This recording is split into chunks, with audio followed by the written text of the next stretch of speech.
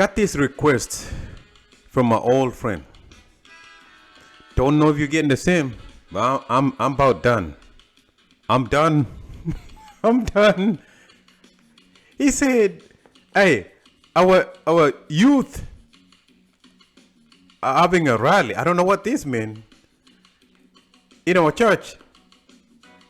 Remember, I didn't get no how you doing. How's your family? Like he sent me a message from Facebook, right? This is messenger chat, and he says, "Hi." I said, "Hi." Come right back. Wait a minute. Not how you doing? What's happening? How's family? Man came straight for the money. Next chat. Hey, our youth is doing some fundraising for a rally. I'll tell you, man. And I don't know about you. I don't know if you're getting the same thing, but I'm sick of it, man. I'm honestly sick of it. I mean, he's a man didn't check on what's happening on my end. Do I still got the job? Is the job still old and on? Can I pay my bills? No. Straight for the money. And he's not the only one. He's not the only one, man. I'm telling you, I don't know what is happening with our people. I really don't get it. What is happening? How do you as a man come out of the clear blue, man, and you ask for money of another man? You don't look here. I'm a poor man. I'm trying my life, trying to balance this life. This is a tough life right here. Of course, we are in different worlds with our people. I mean, I'm talking about people at home. And so I don't know if you are one of these who are going through the same thing, man. Month after month, week after week. Oh, there's a fundraising of someone who passed away. Why don't we just say, look here, for me right now, if I die today, put me in a box, man. You don't gotta go buy them expensive coffin. Put me in anything. Some of us are ready to be burned, cremated. Go ahead. What's this deal, man, about someone dies today? Oh, let's do fundraising. Oh, I mean, and I know this the community living that we, the Africans, have. I got that. But some of these things have become ridiculous, man. You got people who don't even check on you. Said, how you doing, man? How's your family? No. They come right after the money. And I mean, it's one thing for me to support, because I know there's some of these, unavoidable situations that we all have to come together and help each other. I get that. Of course, the government's failed us. But we've become, man, a parasite of others. I am a parasite of someone. Someone is a parasite of me. At some point, we have to address this problem. It has to stop, or we need to find ways. And so now, check this out. You get to a point, so like, look here, I can't do this anymore. Here they come. Oh, you stingy. Here they come. You selfish. Here they come. Oh, look at him. He been over there so long and he ain't done nothing. They don't forget about all these other things that you've done, right? And this is just, it's all over. Because everywhere I meet brothers and sisters, the cry is the same. But this brother of mine, my old friend, shocked the hell out of me. Of all the things that you could ask me, man, come on now. I've spoken so many times about what we need to do as Africans, and what we need to do as Kenyans, what you need to do as a Kalenjin person. In this day and era, man, is to look straight ahead and fix things. You know what I mean? But here comes a man who knows my position. Last time I was in Kenya, he, they all asked me, why did you come to church on Christmas Day? I mean, like, for what? All right. But anyways, look here. I do know now that everything is fake, man. Check this out. Let me say this and see. Allow me to say this and see if this is what you see, or maybe I'm alone. We have people who did say, hold on, they didn't want no vaccine. Remember? They said they didn't need a vaccine, right? And you and I knew, just like the doctors know, that he or she needed a damn vaccine, right? You remember that? But these same people could come asking for help. Check this out. They come asking for help. Immediately after they get the help, whether it means going to that government official for help, whether it means, fundraising like this guy did, right after that, oh, no. They don't thank the person who helped them. No. They thank God. Thank God, baby. Thank God. All right. And I say, look here. Even I've seen some now who graduate from school, and rather than thank that teacher, man, rather than thank that person who helped them along the way, even their parent, oh, no, thank you, sweet Jesus, is what I'm noticing. I don't know if you notice the same thing. All right, even look at this, when these BPI things, I'll come in and criticize the hypocrisy of our own people, including our own leaders. They use lawyers and judges, right, to fight the PPI. Remember that? Remember that? They use lawyers and judges to fight against the BPI. But guess what? When the outcome came out, BPI didn't succeed. Oh, thank you, God. Thank you, God. I don't know where their arguments, the time the lawyers and the judges, and essentially the lawyers, all this time that the lawyers spent, I don't know where that time went, that now, rather than thank those lawyers, we thank God. See, now, we become complete fake people, man, hypocrites. We listen to songs that are full of vulgar, but we are a Christian country. Think about it. We dance to music like this, like sex maniacs, but we are so sanctified, we're so sanctified and holy. Half of our youth now are wallowing in drunkenness, but we are good Christians, right? We are good Christians. Go home, man, go home. Go home in the village. Check out how our youth are drinking now, man. The situation is a mess. That they just have to get some wine, some beer, some liquor to dream this trouble away, or to drink it away. Who gives a damn anymore? No. We're a Christian country. We're Christian people, right? Half or most of our youth are jobless. But we thank the millionaire Christian politician for fixing the road. Think about this.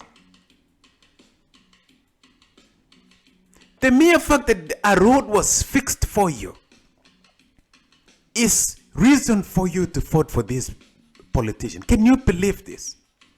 Like the road is more important to you than the employment of the youth. I mean, our priorities are upside down, man. We thank and vote for these millionaire politicians who are Christians. A man is a billionaire, whether it's a woman or a man. You vote for that person, and yet there's this thing about love, about sharing that what you have. No, you don't give it him. But the painful part is, you won't put some guy who took your money. Think about it. The money that was taxed out of your economy, and just give it to you by putting on the road. You give him more thought than demanding, than finding ways so that your youth can have a job, can have something to do, not necessarily work for someone. You know what I mean? We fought for these corrupt politicians. We fought for corrupt politicians, man, and yet we're a good Christian country. Think about it. And I'm leaning Christian mostly here because Kenya, in this regard, is mostly Christian. Of course, these other denominations or other religions like Islam. But think about this, man. A country so corrupt is also so Christian. What am I missing? I don't get it. Somewhere, after digging the same farm, man, same land, and you're not getting fruits. Somehow you got to look back and say, God damn it, some man right here. Anyway, look here. So now, we talk about politicians and government agencies. We talk bad now, remember, we talk about politicians out there, bad, the government agencies are deep state, they're bad. We accuse them of corruption. But every Sunday, man, check this out. Every Sunday, we are raising millions to the preacher. We support and finance foreign doctrine. I don't know if you get this. We buy books for that cause of indoctrination. In other words, we are the most corrupt of all government officials and politicians. But we don't want to see that. We don't want nobody to point that, right? Oh, no. You don't criticize us. This is how we live. You know what I mean? No, the politician is corrupt. But think about this. You raise millions for a preacher. You don't see it because it just, I only gave 10 shillings, 20 shillings, 100 shillings. Because you look at yourself individually. But think about how much is raised as a nation or as a tribe. For what? Then you support that foreign doctrine. Now how you support it? All those money that are raised, it is channeled back towards that place that these doctrines came from. You don't give a damn. But then you have a problem when a politician take a change or two. Huh? We know about the incest. We know about the genocide. We know about the misogyny. And all that nonsense and crap that are in the Bible. But no. We still proclaim it as the loving word of God. Think about this, man. Prostitution next door on the streets of Kisumu, Eldoret, Nakuru, Nairobi, Mombasa. Everywhere you go, man, you will find prostitutes. But no. We're a blessed country. Blessed by God. Come on, man. Somewhere we've got to look at these things and realize it is us who are failing. It is the informed, these people. I've got brothers and sisters who are learned, who can distinguish right and wrong, who can read that Bible and know that there is something wrong here, but will not say a word because they're scared people. These are not the saints who can define and fight and argue about some of these things. No, they're so scared to argue these things. Here it comes. I come out and I sound he done left the church. He done gone crazy. That's how you think. That's how you see me now, right? A few of us who speak up against these things, those are the people who you think are crazy. So the people who are letting our nations down.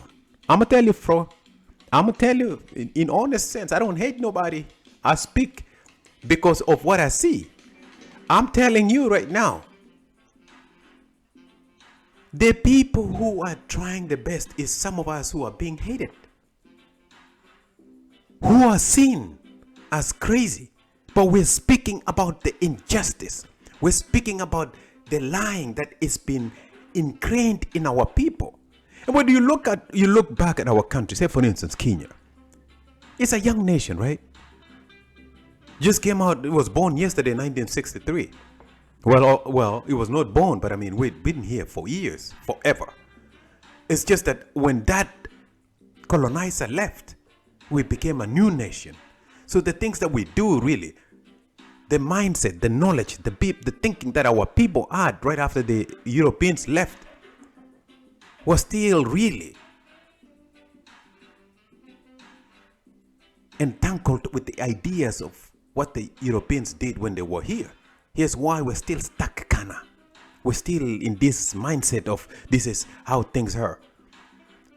But I'm telling you, man, the disappointment for me is that you have people who are now aware of even at least where these doctrines came from. Everything is questionable in these doctrines. Everything.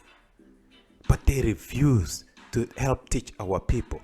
They refuse to tell our people the right thing. They refuse to teach our people. They know the facts. They know these things. But somewhere, because this doctrine was ingrained into our minds so much, so long, they cannot think outside of it. They are the slaves of this dogma. And we're trying to awaken them.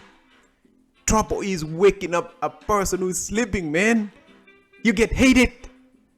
You get called names. This person just woke up would just get mad, pissed off.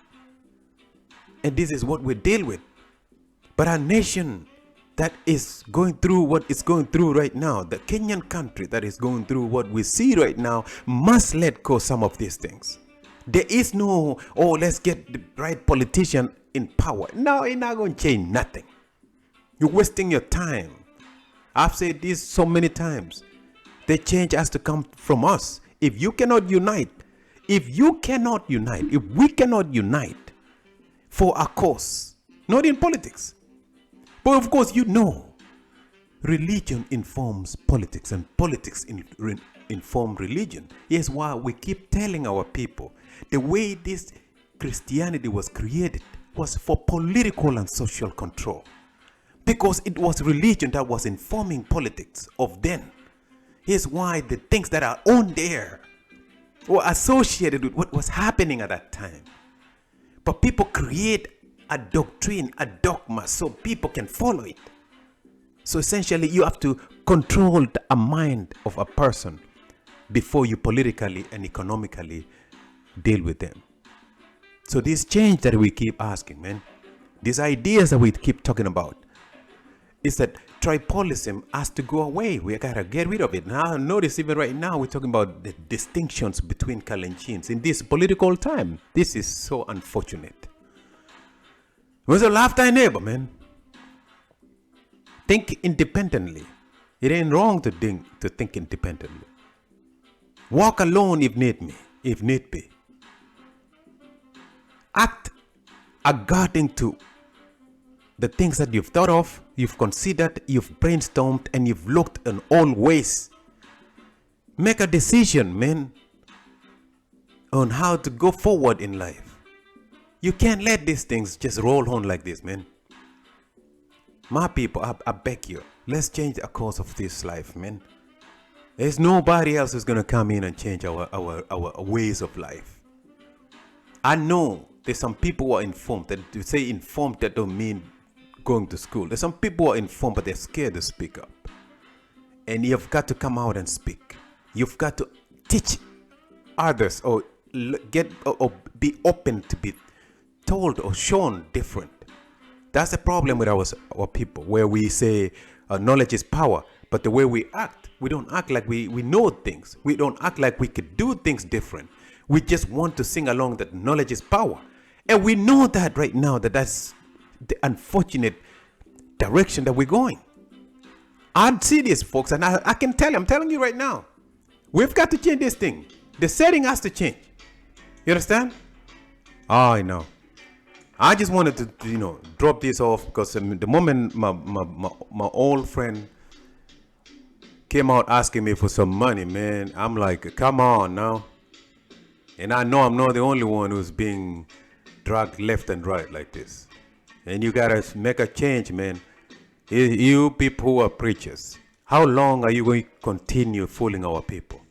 How long are you going to continue lying to our people? How long will it take for you to realize the mistakes you're making? When will you realize that the things you're selling to your people are made up stories? You have zero proof. You cannot show anything about it. You're following a doctrine, a dogma that was given to you. You, Mr. Preacher, how long are you going to fool a youth and do some fundraising for a rally that you don't have any tangible thing coming out of it? How long are you going to continue fooling our people like this? How does it feel to take that sadaga, that tithe? How does it feel to take from a woman who is desperate for school fees next year, and you're taking money from her and promising that God will bless them.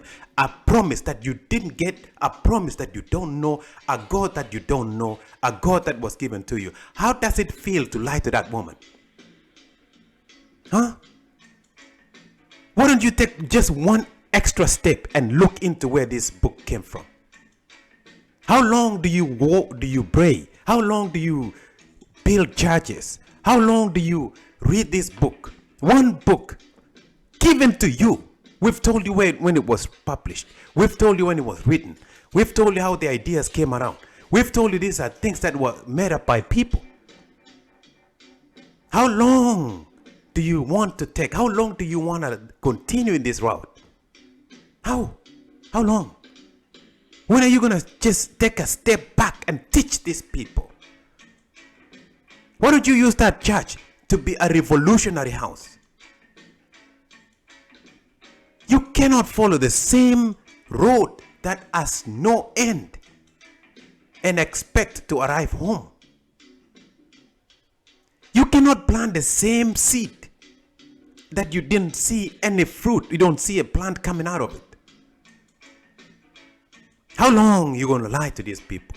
Mr. Preacher, I ask you, how long are you going to continue this route, this life, this thinking, this reasoning, this lie that was given to you? How long? And how long will you make the connection to realize that you're really being fooled? How long?